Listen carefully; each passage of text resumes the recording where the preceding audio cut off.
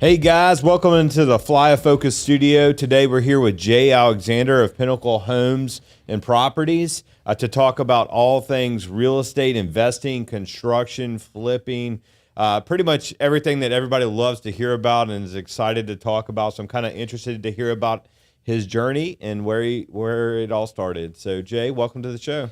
Thanks, man. Yeah. I'm really grateful for you having me. I've been looking forward to it. We've been talking about this for a while, so yeah, let's get into it. Yeah, man. I mean, you've been you and I go way back. I mean, it's kind of funny from the meetups at the Ring, Baton Rouge, and I met you a long, long time ago, and it's kind of interesting to see how, you know, our trajectory here at Falaya is occurring and yours as well, and it's kind of a cool to have you in here to kind of talk about it and kind of come full circle. So I guess tell everybody about who you are, kind of what do you do? Yeah, well, of course, Jay Alexander with Pinnacle Homes and Properties, and I run a full-service real estate investing company. So we do fix and flips, short-term rentals, long-term rentals, and we're primarily focusing on wholesaling right now. For the last maybe 2.5, 3 years, our primary focus has been wholesaling, but we've done some new builds, different things like that. So a little bit of transactional funding, a little bit of private lending. So that's basically pretty much a scope of it. Yeah, so pretty much everything. Yeah. Yeah, in a nutshell, pretty much everything that is real estate. So when did you start in real estate? When did all this get started and how did it start? So let's see. Back in 2007, I formed my LLC, Pinnacle Homes and Properties. So we've been in business over 15 years now. But initially, I was an event promoter.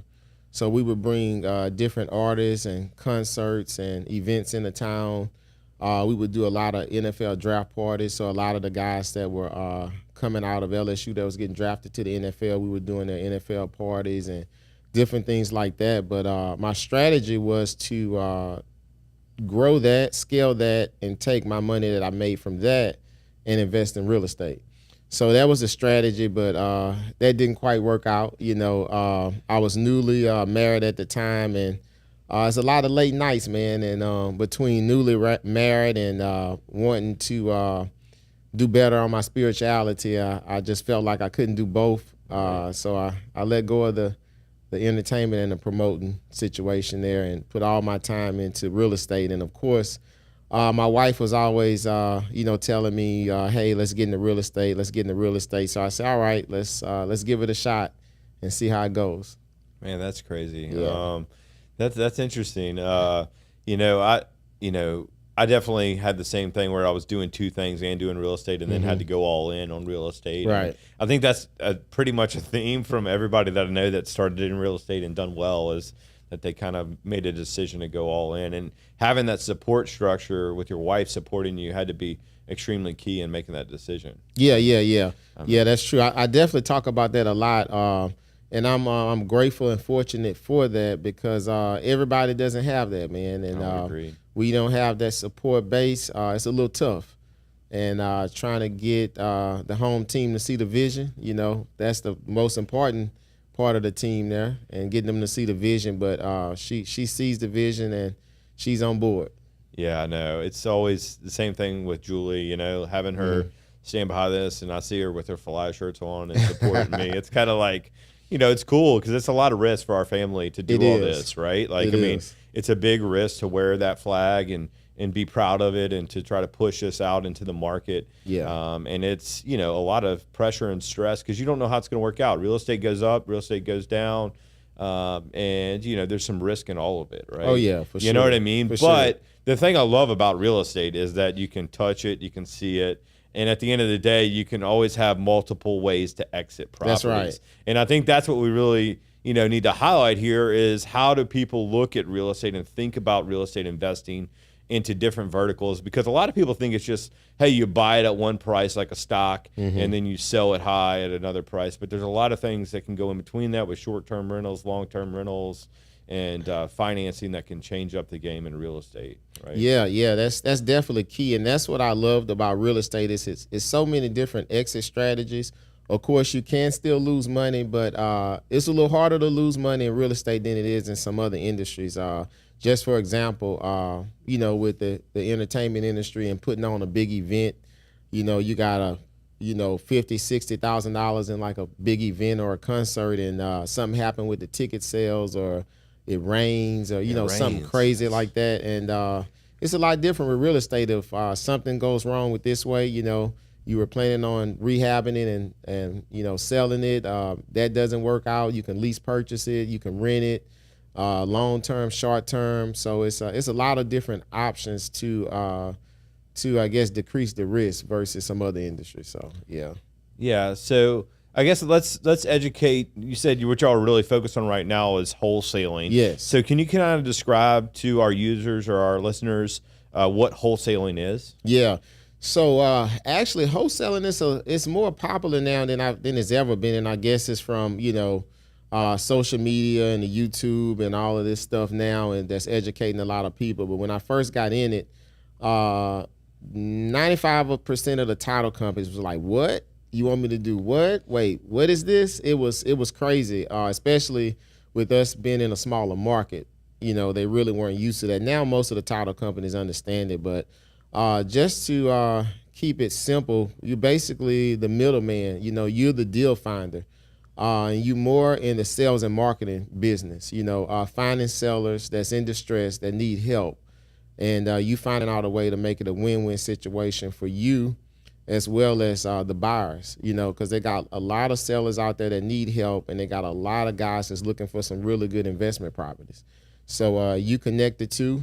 You buy and resell to those investors, and it's a win for both sides. You just see these sellers; they're just so grateful. Where they talk to a lot of other people, and they really weren't able to help them. But we call ourselves transaction engineers, man. So we find a way to make it happen. We become counselors.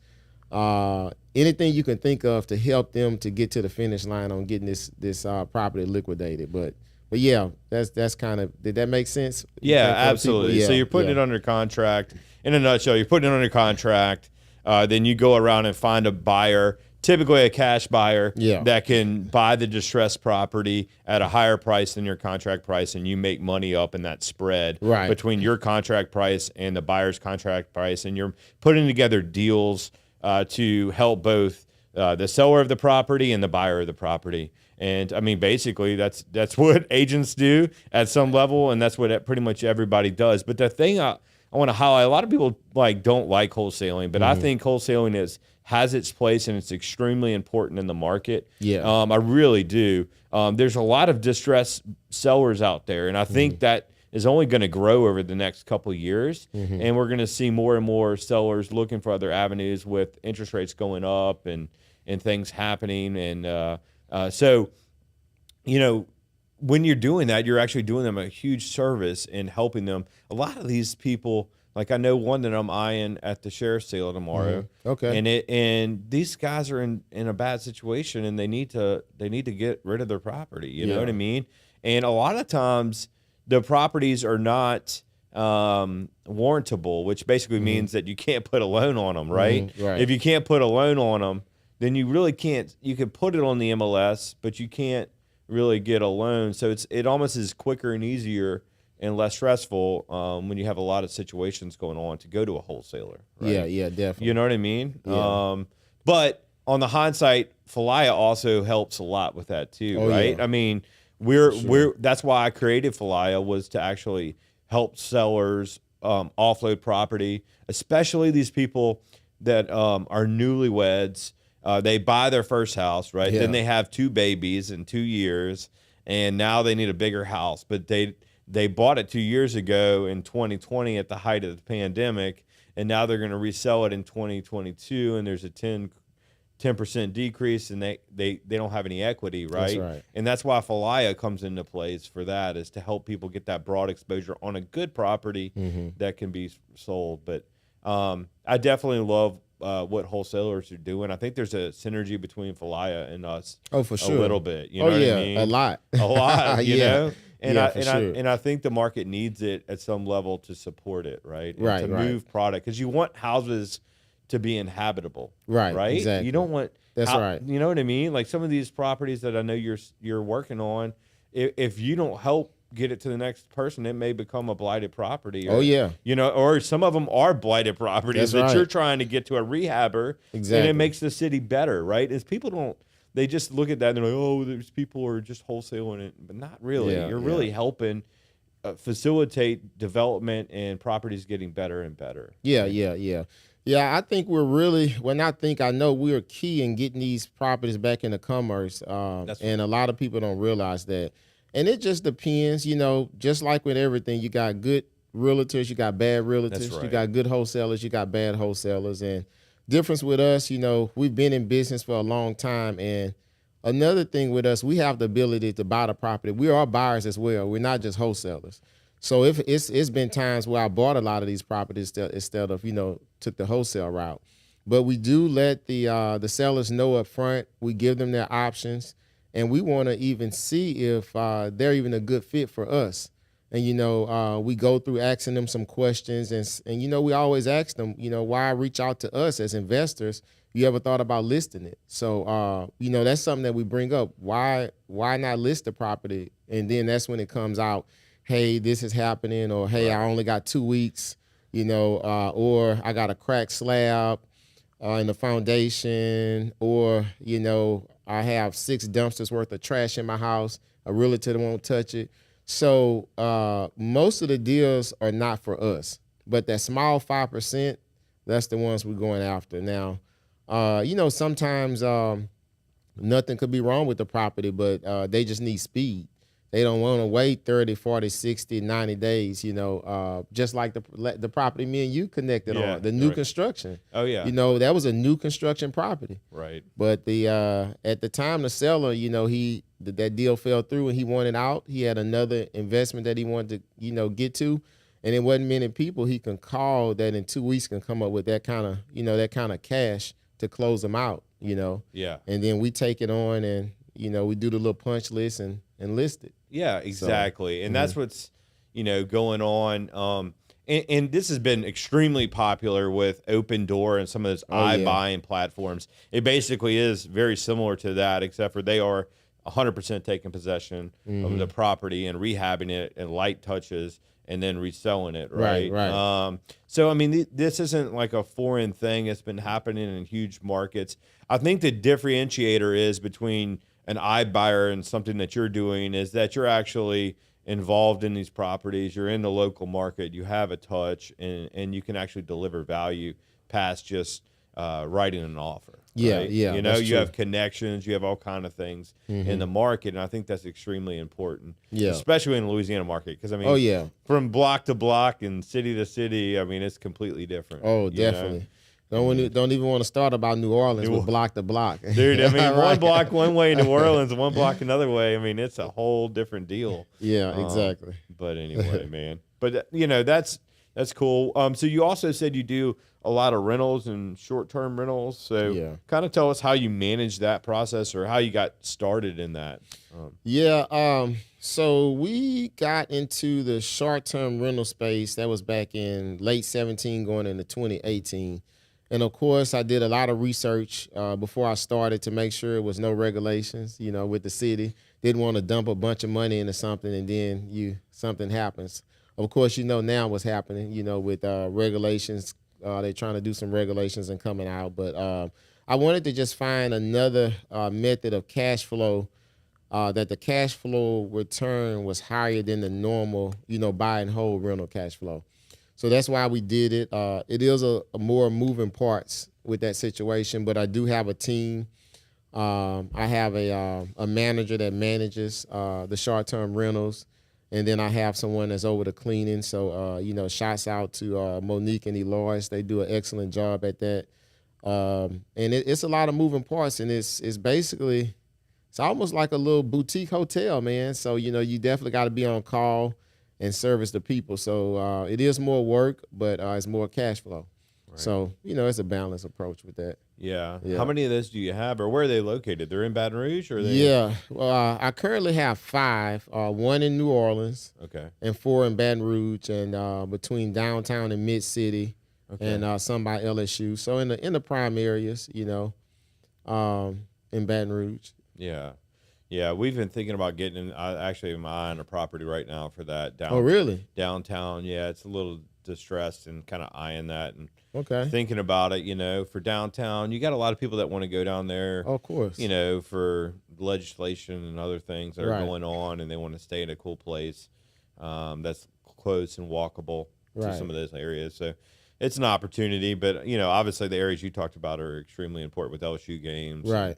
I mean, you got people coming in all the time, especially for that. That's true. Huge weekends. So it's interesting to see what Airbnb over the next 10 years is going to be, because there's a lot of attack on them. And you saw they recently came out where they were allowing property owners to allow tenants to become short-term rental hosts. So like your long-term rental, the renter could then become an Airbnb host. Right. Yeah, that's true. interesting, right? How are you going to regulate that? Right, The right. thing that's interesting to me is like, how do you regulate that? I mean, Right. how is the city, even the neighborhood, going to know that, really? Especially if they have they're just going to think some family came in for the weekend a couple times a year. Right, You know what I right, mean? right, Like, right. it's going to be really hard to regulate that. Yeah, and that's similar to what they call arbitrage, because they have a lot of guys that's doing that, but not from a tenant. Well, it is sort of from a tenant standpoint, because they find these condos, That's right. and then they turn them into Airbnbs, and the key is to having that conversation with the landlord or the owner, letting them know up front. And when you don't let them know up front, that's trouble. Oh. But when you let them know up front and let them know that you can offer more for rent, and let them know you're going to be a better tenant than a normal tenant, because it's like a business-to-business relationship. Mm-hmm. So, rent's going to be on time. We're going to keep up with the house a lot better than, the normal tenant would. So I know a couple of guys that do that. I got some guys that are friends of mine that in that Nashville, Tennessee, and they have some condos out there, and they got a relationship with the owner of these condos. They got about 5 or 6 of them, and they are killing it. They crushing it out there, man. Oh, because people want to go to Nashville. Dude. Yeah, that's right. Nashville is hot as all get out, man. I didn't realize it was that hot. Oh, it's bougie up there, dude. I heard. They all want to go up there. They want to put a cowboy hat on and go to the honky tonks. That's right. And then they want their Gucci purses. That's exactly right. Yeah. I didn't know that. I'm new to that part, man. I didn't know about that until recently. It's hipster city, right? Yeah. I mean, it's hipster city now. Wow. It is. It's kind of interesting to see, but I love Nashville. I don't know. You ever been to Nashville? I've never been to Memphis, and I passed through Nashville one time, but never really stayed and experienced it, Yeah, they've got another thing about that is Nashville and what they've done on their riverfront. They've got this awesome riverfront. They put amphitheater there where they can host these big concerts with the river behind it. Really? And then they have, all these shops and bars and clubs that play music, because it draws all those people down there and fills up the hotel rooms, fills up the restaurants, the bars, and all that money being spent downtown. And it's just fostered that over 20 years. Nashville was not what it was 20 years ago, but they created that, and then look what happened.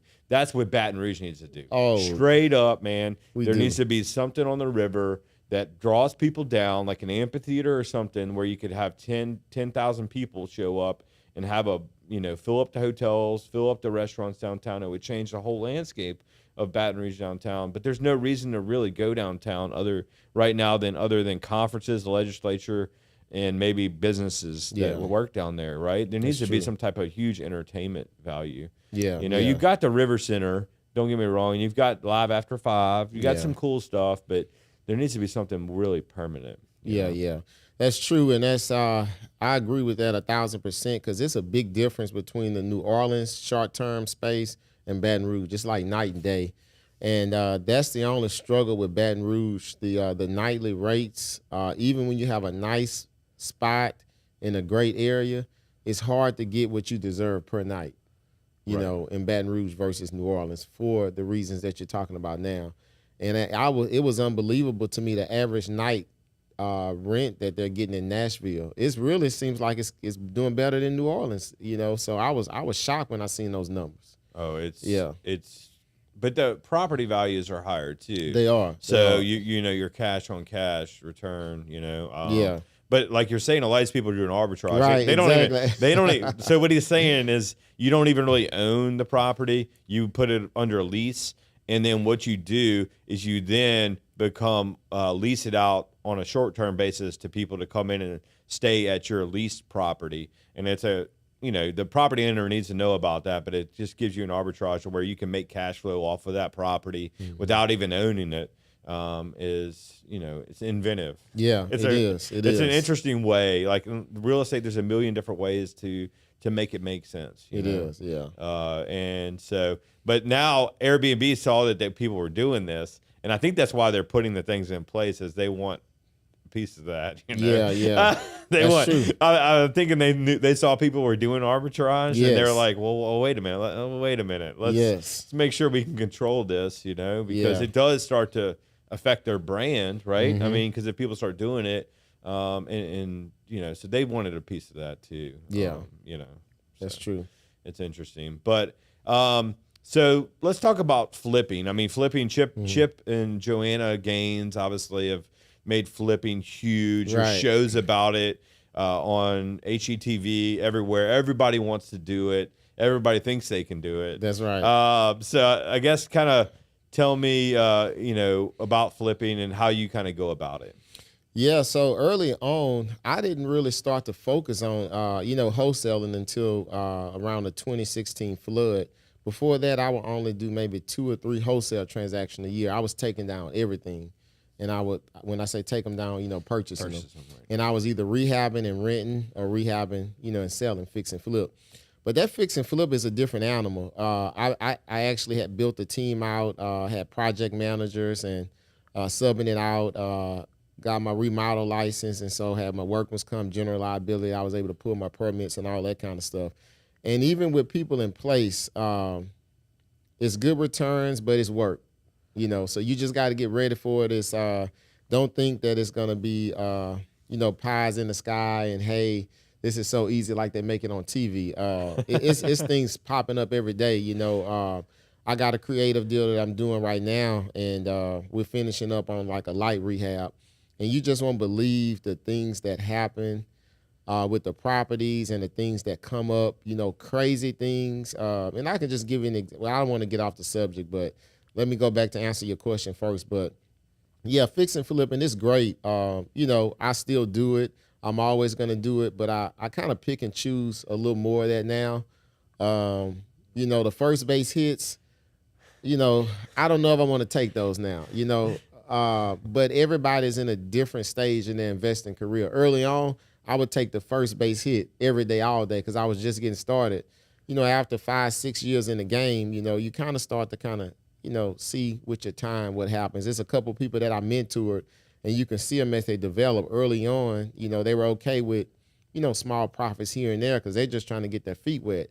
After a couple of years, and I'm watching them grow and still mentoring them, they pass up on some of those first base hits now. So it just all depends where you are, in your investor career. I would agree. I echo exactly what you said. With me too, like when I first started flipping, right, I was like taking the base hits. Oh, I only made $20,000, right? $15,000 in this deal, right? And no, thank you anymore. Right. What I mean? It's crazy. It's a lot of work, a lot of stress for $15,000. So you gotta, the biggest thing I can say about flipping, my biggest advice is to acquire it right. Right. The acquisition is everything in flipping. If you don't buy it right, you're toast, and it doesn't matter. And you've got to build in a little bit of margin for the unknowns. That's right. Because it's gonna happen. It's gonna come up. And so how are you going to deal with that? So you've got to be able to walk away. You're probably going to get 15 no's, 20 no's, even more than that before you find the next flip. Yeah. Typically, unless it's just a great deal and something's going on. But it's also the market has gotten so saturated with that, right? So there's so many people that have jumped into flipping that now stuff gets gobbled up. That's right. Even the homeowners want a deal, right? Like, you know what I mean? It's not just real estate investors playing in the flipping game, right? Yes. Now they want a deal and they want to renovate it and make it their forever home, right? That's true. So you've got a lot of attention's been brought to it, which also decreases the margin and makes it harder to flip. That's right. So you've got more competition, but it's interesting to see what's going to happen over the next, 5 years with flipping if it comes back into the mold more. But that acquisition is key. And honestly, going to the courthouse and figuring out how to get a deal. And I guess that brings me to my next question. That's an extremely important one that I think everybody needs to understand is how do you source deals? Like how are you finding the deals? Because at the end of the day, that's the most important part of real estate investing is finding the deal. Yeah, that is a really great question. So I'm still working on it, right? Yeah, no. Actually, I get asked that question. That's probably the single most question I get asked all the time. And so I go back to before with what I do. Before I run a real estate business, I run a sales and marketing business. And it's a numbers game. And most people don't want to put in the work to get these deals. And that's why people like me, we're so valuable to the marketplace to getting these deals to the investors, because most of the investors don't have time to go through the rubble to get these diamonds like we do. But we spend a lot of money on marketing, man. All type of channels, from telecommunications to online, to even old school, what they call driving for dollars, where you drive around neighborhoods, get abandoned property. So they always say, well, what's the best marketing channel, Jay? What's the best one? What's the one that's producing for you? So, I know my KPIs. I know which ones are producing more than others. But at the end of the day, it's about consistency, and every marketing channel works, but you just have to be consistent and stay at it. And most people quit too soon. Oh, for sure. Yeah. I mean, I think a lot of people give up right before they reach that success, right? Point. That's right. And, that's why we recorded, a podcast last week, and we're recording this one this week. And I just think, that's something I'm like all of a sudden turning my attention to is we need to just start pounding content. Like it's just going to, people are, it's going to, I'm just going to start filming myself doing things, talking to people like you, and doing my daily thing. Problems come up every day in real estate, and people need to know about them, and they need those problems solved. So they want to hear about them. So you've got to put out that content, let people know what you're doing, because a lot of things, your sphere of influence is extremely important. Who you're connected to is extremely important. You can do all these funnels and these landing pages and pay-per-click and all this, and all of that's important. But I think, the most fruitful thing is your connections, your contacts, and your sphere of influence. That's it. That's where the most valuable deals are going to come from. That's the right. people that you've helped in the past that are referring you out because they know Jay's a good dude and Barrett's a good dude, and he's going to help them out and look out for these people. That's really where you're going to get your best deals, in my opinion. That's true. And that's really what I'm getting back to. I've been thinking about, what 2023 looks like for me and what it took for me to build, where I'm at now. And I'm going back to the grassroots. People are seeing me at all these meetups. Again, I used to be at everything when I first started, man. And I'm back to shaking hands and kissing babies again. I use that all the time. I love that, man. I love that. So that's important, though. And you want to make sure you're giving value and lead with the give. And I promise you, if you're giving enough value and helping enough people, it'll work out. Yeah, I mean, people talk, right? Right. And they know, hey, this guy's for real. Right. And, that's where I think a lot of people have had success, like Sterling and Courtney and some of these other real estate investors, Steven, all of them, Emil. They're putting content out there as best they can, and it's helping, right? Yeah, because people have to know. It was kind of funny. Paul Burns, my first broker, was like, you can't be a secret agent, right? Oh, man. So there is no secret agent. Like if you're a secret agent, you're in trouble, dude. Wow. You know what I mean?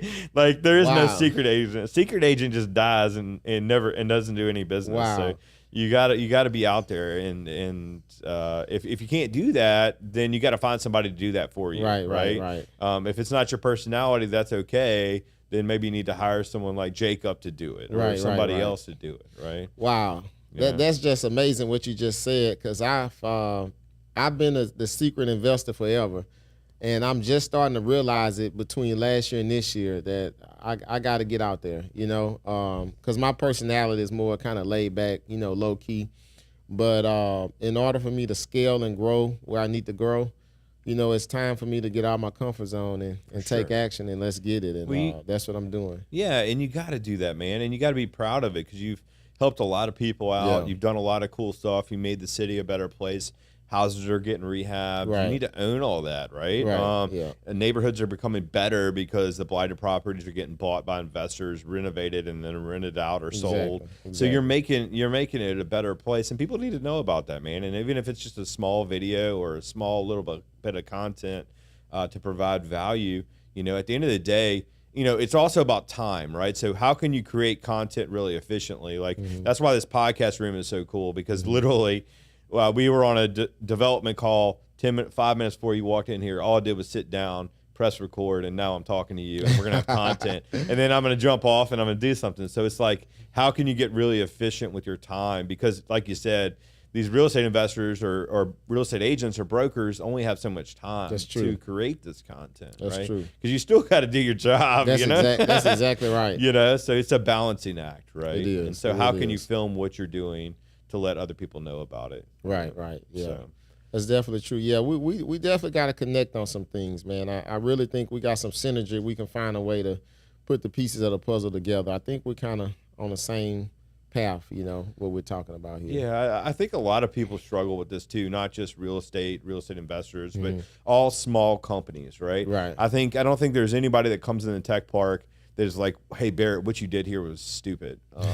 You know what I mean? I think they think, I want to do a podcast here, or I want to jump on the green screen and tell people about my business. I want to do this too. And everybody needs this, right? That's especially in this day and age with YouTube, social media and everything. I mean, it's only becoming more and more needed. People need to be able to find you.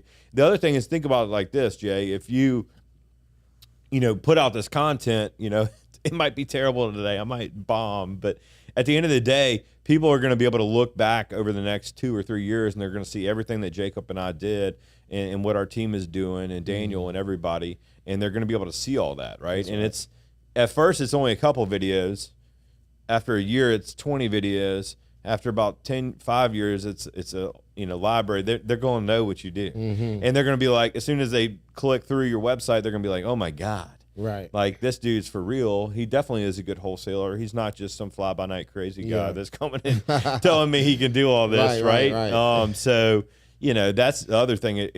It builds credibility in your space, right? Yeah, that's true. So, and it also gets you thinking, man. Talking to people like you gets me thinking about, hey, how can I service my users or my people better, right?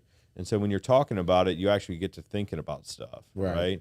So I guess we were talking about flipping, so let's get back to that. Right. What are your top 3 things you would tell people to look for when they're flipping? Yeah, it's a couple of do's and don'ts. One thing that I learned that I always, will never forget, when you're flipping, you want to make sure that master is a decent size. You find a property that has a small master, it's going to be a hard sell. A property that has a terrible layout, it's going to be another hard sell. So those 2 things how does it feel? How does the layout feel? How big is this master? Those are 2 things that I always, look at. I look at, how does the neighboring houses look? How does the neighborhood look? But those are some things that through trial and error I noticed, up front, when I'm looking at a property, analyzing it, besides the numbers and the repairs, Yeah, I mean, obviously the numbers have to work. I mean, that's number one, right? If the numbers don't work, it's not a deal. Right. You got to walk away, people. Right. You got to walk away. Trust me, I know. You know what I mean? And it's not from like happy joy stuff. It's from like barely making it out of the deal, not having to write a check, and only making 10 grand, 15 grand. So in flips, you're not trying to. What I would also say is, you see these shows, HGTV, and these people are like renovating it to the nines, and they're making it like out of a magazine, and it's perfect. And you need to know your area. That's right. Yeah, you know what I mean? That's like, key. Where are you flipping? That's are you key. Flipping in North Baton Rouge? Or are you That's flipping in, the Highland Road, Right, where exactly. there's, $1 million homes, That's exactly right. And if you've got to play your audience. And sometimes that means putting in really, really nice stuff. Sometimes that means just making it clean and sharp and maybe changing out some light fixtures and then putting it on the market. And make sure the AC, the roof, and all that works, right? And I think that's been my keys to success too, is making sure, you don't over renovate, because I see that a lot. Yes. And that's where Falaya can help, right? Too, is if you're an investor and you over renovate and your difference, like you're only going to make $15,000, but if you had the realtor commissions, You done. you're done. Yeah, you know what I mean? You just made zero. That's exactly. You know what I mean? Are done. You're done, right? So that's another reason why Falaya is extremely successful for those real estate investors, is it gives you another exit strategy. Right. If you can't sell it with your realtor this time, you don't have to run away from your realtor, but hey, this deal went sideways. We got to offload it in a creative way. We're going to use Falaya for this one. We'll come back to you on the next deal because look, your 2.5 is between me writing a check or making money. Yeah. You know what I mean? That's true. And I think there's some pressure in the market right now on that. Oh, right? yeah. I think there's definitely some investors that are flipping properties, and you're seeing some of them move out of flipping because of that, right? And then you're seeing the iBuyers shut down, and so I think there's some pressure on flipping. But when will that change? I don't know. Yeah. You know what I mean? And that brings me back to people having stress, right? So a lot of finance situations, and people are, having tough times. So let's talk about creative financing. What exactly is creative financing? You hear that buzzword all the time in these meetups and on these podcasts, but what exactly is creative financing? So, the traditional financing is, buying cash, or you going to a bank and getting a loan. But that necessarily doesn't always work. And I think going into this market, creative finance is going to be real popular. And even the type of leads that we're getting now, the numbers don't work on a traditional matter. So now we giving the seller some different options where they can still get from under the property, relieve their stress, get what they want, and it's still a win for the investor. So, for example, they have something called subject to, which is a creative finance strategy where you're taking over the mortgage subject to the existing mortgage, So you're keeping that mortgage in place, right. That seller's mortgage in place, but you're taking over it. You're going to be responsible for the note, different things like that. You maybe can put some cash in the seller's pocket. Owner financing, where the seller becomes the bank. I have a guy I'm dealing with now. He has 3 properties. He's a older gentleman, and he doesn't want to deal with capital gains. And he really likes the cash flow, but he doesn't like the landlord seat. So this owner financing situation will be perfect for him, because he's still going to get monthly cash flow, but he is not responsible for that property anymore. He's just becoming the bank. So it's different situations. You got to be that transaction engineer and not just know the traditional route. Sometimes the traditional route is the best for some sellers. Sometimes you got to get creative and find some type of way to make that win-win. And that creative thing is really going to be popular coming up in this market. I completely agree with you. And I think that's why we built Falaya at some level, was to listen to the property owner and see what they truly need and want, right? I mean, that's what you're doing, right? As a transaction engineer. When you come to talk to Falaya, it's like, how do you want to sell the property? How much realtor support do you want? Yeah. Do you want a little? Okay, we have a 1% option. Right. Do you want a lot? We have a 5% option. Do you want none? Oh, we have the $3.99 option. Right. So it's the same thing with what you're saying here. And you have to listen to the property owner and understand their situation and how you can help them. Right. Right. And they may not want this service. They may want that service. They may want this. And how can you solve their problem? Right.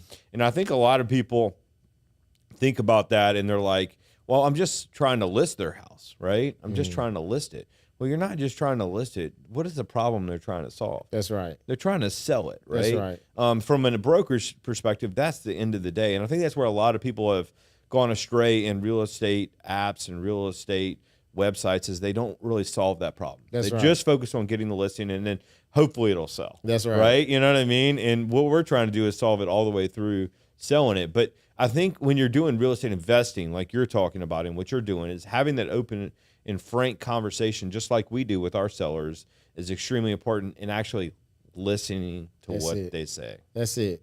Listening and asking the right questions. Yeah. You know, you've got to listen, because you don't really know what their problem is until you let them talk. You know, because what are you trying to solve? How are you trying to solve it? What's your timeline? What's the situation? Give me all the details. The worst thing is I don't get all the details. Some of these sellers, they tell me like, but then they're hiding cards. And I'm like, why are you hiding anything from me? Like all the time. I mean, I can't help you if you don't tell me. I had something happen in Prairieville, and they didn't tell me. They didn't tell me what was going on. They had no idea, you know, and then I find out a couple months later that all this is going on. Dude, if you had told me that this was going on 3 months ago, dude, like I could have had Jay lined up or somebody else, true. or you know what I mean? Like I would have brought it to you or somebody else, or you know what I mean? I got other ways to help you than just put it on the MLS, you know? So you've got to, you know, but they've got to be honest with you. And how do you, so what is your advice on asking those questions? Like, is there anything that you typically go to when you're trying to reach out to these sellers? Well, when we get them on the phone, it depends on what type of how did they meet us. Either did they reach out to us, if we reached out to them. That kind of matters too. But most of the time when they reach out to us, you know, we want to what we call set the stage. We want to let them know up front who we are, what we do, what our typical client looks like. You know, what are our exit strategies. You know, we let them know up front. You know, our goal is to provide a win-win situation for you. You know, some of these properties, we do fix them up and sell them. Some we rent out, and sometimes we partner with other investors. So we let them know up front, these are the strategies. Depending on how the numbers work will depend on what strategy we go with. And we let them know that up front, and then we say, you know, the more you can tell me about your property and situation, the better I will be able to help you, you know. But even after you say that, after the fourth or fifth call, that's when it really comes out. You know, I have 2 acquisition managers, and after the fourth or fifth touch, then it's all starting to roll out. You know, because you always want to find out up front why they're selling, but sometimes they're not honest. But after the third or fourth time, you know, talking with them, a fourth or fifth touch, then you find out, you know, Bobby's in jail and they need some bail money. You find out, you know, they have something going on, divorce or something like that, or, you know, foreclosure. So they don't always let you know that up front, but it's about building rapport. And I have some really good salespeople, and they really are genuinely interested in the sellers, and they love people. So when the sellers feel that it's just not about buying the house, but really taking care of them, they start to open up. And that's how we make it a win for them. I tell you what, you're exactly right. Building the rapport and getting them comfortable with you is extremely important. You know, when we're reaching out, like when Jacob's doing his cold calls to some of these people, or I am, I mean, they hate realtors. Oh yeah, they hate them, dude, and they immediately are like, "Oh, you're a realtor." They do.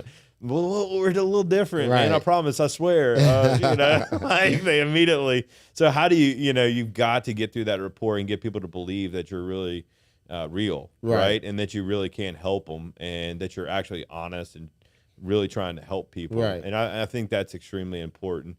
And that's why we push the 5-star reviews on Google and other places to let people know that we're real and that we've really helped a lot of people. You know what I mean? And so yeah, you got to figure out a way to get that honesty. And that's also where the content comes from, right? And we keep circling back to that. But that can actually help you build rapport without you having to talk about it, right? If they can go on your YouTube channel or go on your Facebook and see it, then they're like, well, wait a minute, okay. You know, the conversation might happen quicker, right? Of reality. And I think that they don't want to put themselves at a disadvantage, right? Like, if they tell you everything, then you may not offer as much, or you may do this or do that. And so there's like, you know, at the end of the day, it's all going to come out. You and I both know that. People are going to walk around the property, and the reality is people are like, when I walk that property in the Garden District, I'm giving you feedback, and you know, now you have that feedback, and you know, So you're going to get, it's all going to come out, you know, yeah. as sellers think it's not going to come out, but it's all going to come out when you're selling a property, right. whether it's to a real estate investor or another property owner. It's going to be inspected and it's going to be looked at. That's true. You might as well just be upfront, you know, at the end of the day. That would be my advice. Right, you know? right. But it is hard to cut through that. Yeah. It really is, because they're a little standoffish at first and they're trying to hide different things. But we can go through 4 or 5 podcasts really talking about this little part here about talking to sellers and things like that, because it's a technique, but at the same time, the old school way of strategies and, you know, try to get them to do this and, you know, all of that stuff. It's just about being genuine and down to earth now with these sellers and just being honest and open. And we don't want to do business with anybody that don't want to do business with us. So we're not forcing anybody. We're just giving them their options and educating them, you know. Yeah. And the old way of, you know, closing people, hard closing and stuff like that, you know, we don't hard close anymore. We don't have to. Yeah, we easy with it, you know. Yeah. And so, you know, we still give people sometimes what they call ghosting, where we can't get them back on the line. But for the most part, when you do it the right way, you get less of that, you know, and people up front with you. They pick up the phone when you call. Once you got them going. What I found, too, and what we found from our calls is that those people are more likely to be good clients and clients that you want to deal with, right? That's it. You know, the people that you got to track down that don't even want to hear about your services, or they're going to be problems all the way through the transaction. That's right. You know what I mean? That's right. It's like, you know, that's something I've learned in doing this is like some people you almost have to fire, right? Right. You almost have to be like, oh, I'm sorry, dude. Like, I don't think this is going to work. It's not working out. You know what I mean? Right. I'm sorry, I'm not your guy. I'm usually a guy ways. for everybody, but I don't think I'm your guy. Right. And we're not a good fit for everybody. No, you're not. I mean, that's what you have to realize in this space. And I think that comes with confidence and years of experience, is knowing that you're confident in your abilities to do what you do. And, you know, if people can't see that, then that's okay. You know, or if it's not the right fit for them, that's okay. Exactly. And you move on and go to the next one, right? And don't dwell too much. That's it. Even with the agents, you know, it's a difference between, you know, being hungry, but then coming across hungry to the people, you know. You don't want to do that. And it's a numbers game. So, you know, if they don't really want to do business or they want to think about it, you know, don't pressure them. Yeah. Let's move on to the next one. It's a numbers game. They may be ready 2 months from now, 3 months from now, 6 months from now. You know, it's in that follow-up. Well, it's realizing that real estate is a long game. It's not a short game. People think it's a get-rich-quick scheme or some type of, I'm going to get rich today and I'm going to be on an island and it's all going to be rosy. That's not really the way it works, right? Not at all. And so you've got to realize that it is around relationships and it is a long-term play. And I think that's what I always echo on some of these things when I'm talking about real estate agents is, you know, you got to find somebody that has a big enough business or has done enough deals that's not going to change up their belief systems or who they are to save a deal. That's right. it. So, that same thing with wholesalers, same thing with real estate investors. Do they have enough business or enough cash or enough going on that they can walk away from your deal without having any problems? That's it. You know what I mean? That's key. And that's what it boils down to, because when they can't do that, they start making decisions that impact the deal negatively, or they could hide things and they could do things just because they need that paycheck. Right. And now they're not really looking out for you. That's right. They're looking out for them. That's the difference. That's true. You know? That is key. Man, that was a jewel drop right there. If you guys are watching this, y'all need to rewind that back and write that down. Yeah. That was key, man. That really was. And that's why we have core values within my company. And of course, I wouldn't be the person that I am without, you know, my team. You know, I got great people, my salespeople, you know, my wife, my sister, everybody, you know, they're really good. And they're on the team because they fit that core value. I always said all the time, I have some beasts that can probably come on and within 12 months, we can triple the business, but they don't fit the core values, you know, whether it's attitude, integrity, you know, and so they got to fit those core values. That's important. Yeah, it is. I mean, you got to be who you are and why you do it, right? We're all about efficiency, transparency, and control to the homeowner, right? And so those things are just echoed in our website, echoed in who we do. We talk about them. And I think that's what people want. Right? Yeah. I mean, at the end of the day, they want efficiency. They don't want a waste of their money or capital. Right. They definitely want transparency. They want to know what's going on in the deal. How is it going to end? Nothing hidden. And they just want to have control over it. Right, right. Exactly. And so it's, extremely important to echo that through your whole team and to make sure that they know what to do and how to interact with the clients. And we're doing that with scripts and other things and trying to build in processes with follow-ups and stuff like that. But it is hard to train up people and make sure that everybody's on the same page. It is. So it is a continually evolving piece. When it's just Jay and it's just Barrett, right. You and I both know that we can be on the phone with that person. We'll say exactly what needs to be said. Right. But when it's another person, even though Jacob's amazing, it's not necessarily me. Right. You know what I mean?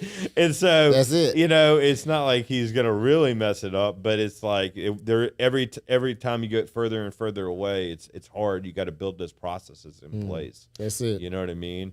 So have you done how's your team layout? So do you have how's your team layout and processes in place? I guess that leads into that. Right. So at the moment, I have 2 acquisition managers or 2 salespeople, Felicia and Charles. They're awesome. They've been with me for a good while now. I have 2 lead managers, Angela and Monique. They're great. And have Eloise, my transaction coordinator. And she runs some projects at time. And my wife, she's over the finance and CFO situation there. And I have Keisha that I just brought on. She's actually in another. Everybody's local between Baton Rouge and New Orleans except for Keisha. And she kind of helps out with Dispo. So that's what my team look like as of right now. It's pretty big, man. That's pretty impressive. Yeah, and the systems and processes, I'm still working on those. It's like just slowing down time enough to sit down and get these things together. That's why what's really important too is, you the visionary, which is me, but then you got to have that implementer. If you got a visionary and not an implementer on your team, or you got the implementer and not a visionary, you need both in order for to make stuff work. Oh, I completely agree. You do. Jacob is my implementer. Yeah, see, that's that's it, man. Dude's right. a boss. Yes. There's no doubt about it. Right. Huge props to him. But, we need more people too. And I guess who was your biggest hire? I guess that's something I would like. And when you first got it going, like what was your biggest hire thing that really changed up the game that made you grow even more? Okay, man. I almost feel like each one was a key hire. I'm gonna be honest with you. But if I had to pick, and I mean, it's not the person; it's the role. Because I don't want you to I don't want someone to watch this and get offended. Right. But at the same point, I kind of want to know the role that kind of helped you. I guess more the role than the person. I would have to say Eloise, and she's just been like a Swiss knife, man. I trained her to run my rehab. She was my project manager. Okay. Then she managed the long-term rentals. Okay. Now she's in short-term rentals and helping with the clean. So she is like, wherever I need her, I train her, and she's just like a beast. Transaction coordinating. So I think that was the key person to help me to, I still do work in my business. I'm not all the way out, but that was the first breath of fresh air. I can step back and start coming up with strategy and look and see, where the business is going, what do my numbers look like, who else do I need to bring on. That was the first time I was able to kind of step back a little bit. So, yeah. Yeah. I'm still looking for that. That's why I asked that. You know what I mean? I'm just going to be quite honest with you. As we're actually interviewing someone tomorrow, so hopefully we can find the right fit. But I think that's extremely important for us to grow in 2023 is one of those things, so that we can actually raise funds and grow Falaya and the team and really get it into multiple states and try to really grow this brand, which is going to be a fun, a lot of fun. I do want to highlight one more thing that I think is extremely important. I know we already kind of touched on it, but I want to kind of go deeper on subject to properties. I think that is going to be the key. I really do think in the next 5 years, I think subject to the mortgage, right? He was talking about it earlier, where you buy the property subject to the mortgage, and then you make the payments, and now you're the property owner. I think this is extremely important over the next 5 years. That it's going to be huge because we have all these people locked in at 2 or 3% interest rates, 3% interest rates, and now the interest rates are 6%. I think it might even enter into like conventional sales. Like I even think if the interest rate goes to 12%, like I wonder how that's going to play out in the traditional market, not just the real estate investing market, for these people to buy properties to that. They said in the 80s and the 70s, people were doing that. They were buying properties that way too. And that's when we saw hyperinflation. That's right. Recently was in the 70s into the early 80s before the crash in the credit unions, right? So, you know, what are your thoughts on that? Are you seeing any growth in that area or? Yes, extremely. So we're getting a lot of leads in now. And the sellers, of course, they want to go the investor route. They don't want to list, but they want too much. And normally sellers are always 3 to 6 months behind what the market is doing. They don't really know exactly where the market is. But they're hearing the media, and you know that they feel like they've already missed the bus. I think they're starting to realize that. And so, but they still trying to get this price. And we're educating them, hey, you know, unfortunately, you know, we can't give you this price. And we start asking them more questions, finding out about the interest rate. And we like, wow, here we go.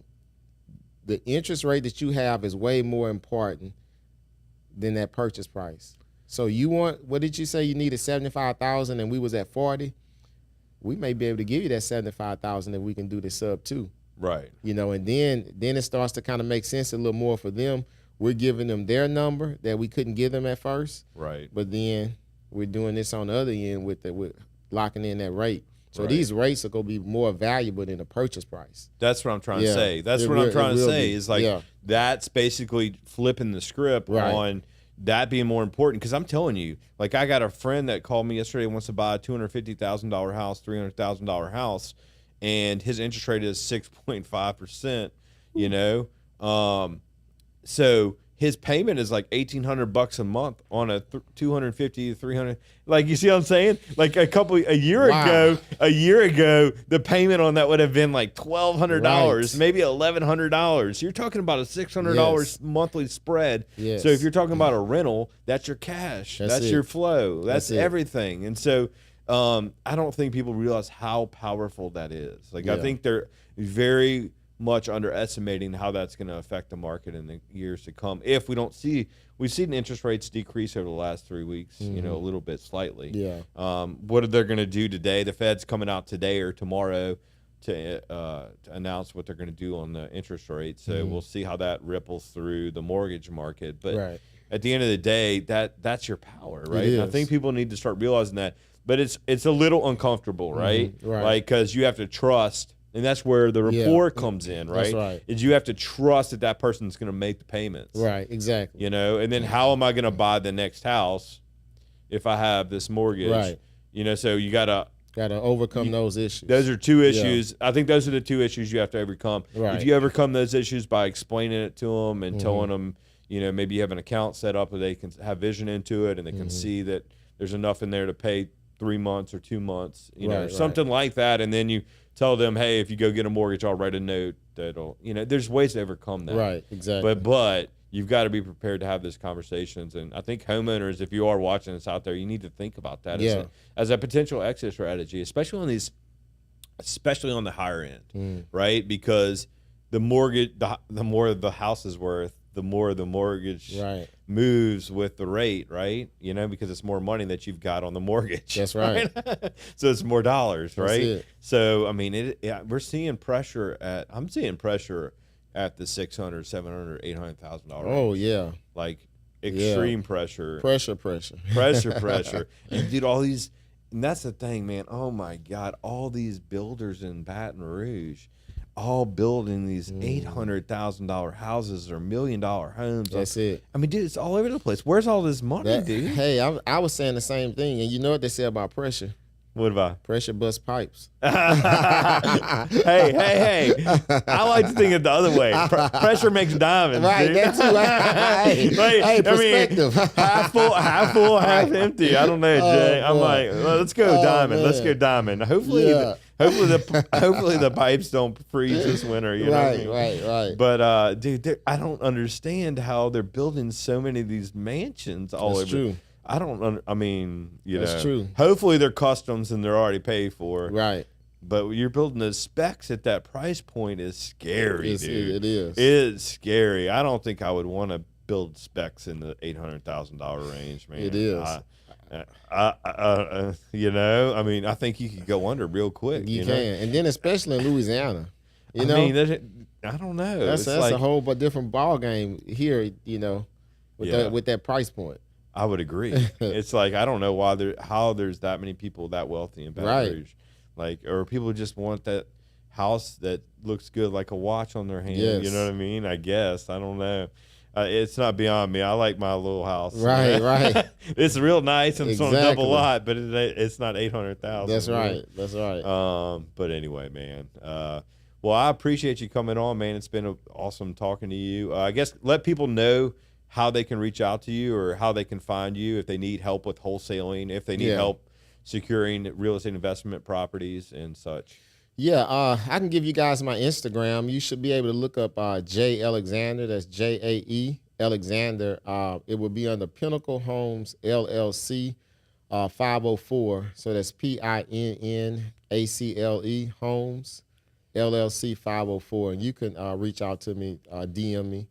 I'm on Facebook as well under J Alexander. So you should be able to find me there. And I'd love to add value or whatever I can do to help.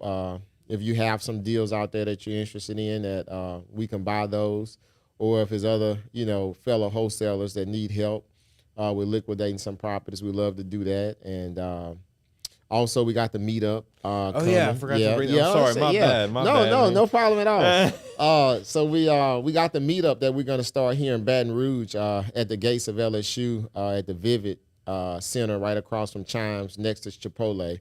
And it's going to be the third Wednesday of every month starting this January. And we definitely have to get together on that because we're going to have a panel and kind of talking about what we're talking about now. How do people feel about the market and the market shift, and what are they doing to pivot? And we're going to get a rehabber, buy and hold guy, wholesaler, realtor, builder. I would love to hear what the builder has to say. So we're going to have a panel to discuss that, but it'll be a real estate based meetup, but we're also going to factor in wealth building and mindset. Mindset being a big thing, I think, because we got a lot of meetups and a lot of people, it's the information age now. A lot of people know what to do for the most part, but it's the mindset, and taking action. So. Yeah, it's getting around the right individuals. Exactly. And the people that are motivated, that are doers. Right. And that's what you really need. Right. Because at the end of the day, this game is all about action, right? That's it. How many people can you talk to? How many people can you touch? How many deals can you get under contract, and how can you help people, right? Right. And if you keep that mindset, that's what you're going to grow and do. So anyway, man, I've really enjoyed this conversation. No problem. It's been a blast. I mean, it's awesome coming full circle. I remember meeting you way back at the ring. Way back, dude. Like a long time ago. And then you saw me at Brew when we were unlocked. That's right. So it's kind of been cool to watch us grow, both of our companies. That's right. Excited to see what you do over the next 10 years. And That's it. we're here to help you in any way we can, of course. And I know you'll do the same. Yeah, we're going to partner up on some stuff. Yeah. My mind is swirling here, so no we're doubt, gonna put man. it together. We got to get you on camera, man. Get you out there. That's right. The people need to know about you. All right. All right, man. Well, look, hey guys, if y'all are interested in real estate investing, definitely go to that meetup right off the north gates of LSU. We'll put the details out on our social channels, and we'll drop them in the comments below too, so you can kind of reach out to Jay and see what he's all about. He definitely is an awesome real estate investor and an awesome asset for Louisiana and Baton Rouge as a whole. So, guys, y'all check him out, and we'll see you next time here on the Falaya Focus Podcast. Hey, guys, I wanted to take a second and say thank you for watching the Falaya Focus Podcast. At Falaya, we are reimagining the way real estate is bought and sold. So we need all the love and support we can get to grow our movement. Please tell all your friends and family about all the great things that we have going on here at Falaya. Please like, share, and subscribe to all of our content, and we'll see you next time on the Falaya Focus Podcast.